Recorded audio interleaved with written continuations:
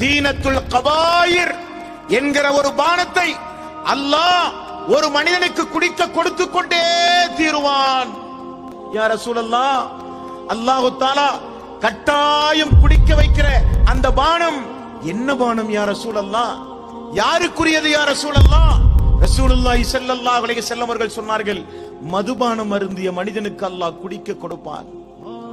ஹராமானதை உட்கொண்டு உலகத்தில் வாழ்ந்தானே, ஹராமான போதை வஸ்துக்களோடு வாழ்க்கையை அமைத்துக் கொண்டானே, அதை உட்கொண்டு வாழ்ந்தவனுக்கு அல்லாஹ் அந்த பானத்தை கொடுப்பான். அது என்ன யா ரசூலல்லாஹ்? தீனத்துல் கபாயிர்.